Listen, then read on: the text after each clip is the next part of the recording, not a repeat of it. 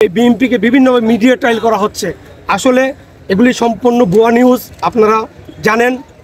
আমি বলতে চাই সত্যটাকে উপস্থাপন করে আপনারা মিডিয়া যেন সবসময় সত্যকে প্রকাশ করতে করবেন।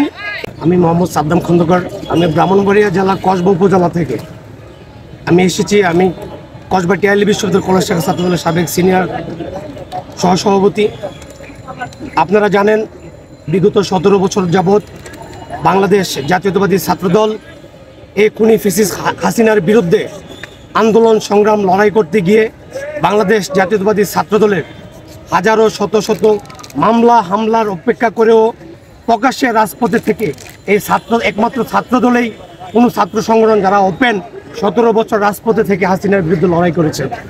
আমি বলতে চাই আমাদের এলাকা কসবা আখড়া, আপনারা জানেন বিগত দিনে এই স্বৈরাচার খুনি হাসিনার যে একটি দোসর ছিল খুনি আনিসুল হক, সে বিগত দিনে কসবা উপজেলাতে ছাত্রদলের যে নেতাকর্মী আছে তাদের উপর যে পরিমাণ টর্চার করেছে, আমি নিজে ব্যক্তিগতভাবে 5 বার জেল খেটেছি এবং কি আমি 15টা মামলা এখনও আমার পিছনে রয়েছে। আমি বলতে চাই আমি জেলে থাকা অবস্থায় আমি 2 বছর আমি ইন্টার পরীক্ষা দিতে পারি নাই। আমি 3য়বারের মাথায় গিয়ে ইন্টার পরীক্ষা আমাকে দিতে হয়েছে। আমি বলতে চাই বিগত দিনে খুনি ফ্যাসিস্ট সরকারের আমলে বাংলাদেশ জাতীয়তাবাদী ছাত্রদল, আপনারা জানেন 28 অক্টোবর বিএনপির জন্য যে একটি দুর্দিন ছিল। ওই দিন বিএনপির অনেক লোকজন, আমার সহযোদ্ধা ওই দিন মৃত্যুবরণ করেছে। এই ফ্যাসিস্ট খুনি হাসিনা সরকারের পেটুয়া বাহিনীর দ্বারাতে গুলির মাধ্যমে আমার চোখের সামনে আমি দেখেছি ওরা মৃত্যুবরণ করেছে। সেদিন আমার সহযোদ্ধা সিরাজুল হক ইমু, ওই দিন ওনার মাথায় অনেকগুলি গুলি লেগেছিল। আমরা হসপিটাল নিতে পর্যন্ত আমরা ব্যর্থ হয়েছি। আমরা বিভিন্ন জায়গায় সারাদিন ঘুরে হসপিটাল নিতে পারি নাই, রাত্রেবেলায় গিয়ে হসপিটাল নিতে হয়েছে।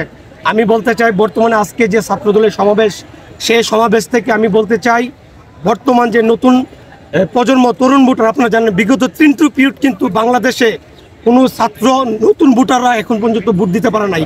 নতুন ভোটার হয়েছে আজ থেকে আরও 17 বছর আগে, কিন্তু এখনও পর্যন্ত তাদের সঠিক ভোটটা তারা প্রয়োগ করতে পারে নাই। আমি বলতে চাই এবার যেহেতু দেশ স্বাধীন হয়েছে, বর্তমান যে অন্তর্বর্তীকালীন সরকার রয়েছে ওনাকে বলবো আপনি সুষ্ঠু একটি পরিবেশ তৈরি করে অতি শীঘ্রই বাংলাদেশে একটি সুষ্ঠু নির্বাচনের ব্যবস্থা করুন। সেই নির্বাচনে বাংলাদেশের তরুণ সমাজ উকিয়ে রয়েছে যে কখন তারা ভোট দিবে, এবং একটি নতুন সরকার গঠন হলে এই দেশের যত সংস্কারের দরকার রয়েছে একটি সরকারের মাধ্যমেই সেই সংস্কারগুলি হবে। তাছাড়া বর্তমানে আপনারা দেখেছেন 1টি বছর হয়ে গেছে এই সরকার গঠন করেছে, কিন্তু তারা এখন পর্যন্ত সংস্কারের নামে তারা নির্বাচনকে পিছিয়ে এড়িয়ে যাওয়ার চেষ্টা করছে। আমি বলতে চাই যত দ্রুত এই বাংলাদেশে সুষ্ঠু এবং একটি ভোটের ব্যবস্থা করে নতুন একটি সরকার গঠন করবেন, দেশ এত দ্রুত সংস্কার হবে এটাই আমার দাবি। আমি চাই অতি দ্রুত এই সরকারকে নতুন একটি নির্বাচনের মাধ্যমে সরকার গঠন করে দেশের যে অস্থির পরিস্থিতি, আপনারা জানেন আইন শৃঙ্খলার যে পরিস্থিতি বর্তমানে আপনারা দেখছেন, ছাত্রদলকে বিএনপিকে বিভিন্নভাবে মিডিয়া ট্রায়াল করা হচ্ছে। আসলে এগুলি সম্পূর্ণ ভুয়া নিউজ, আপনারা জানেন।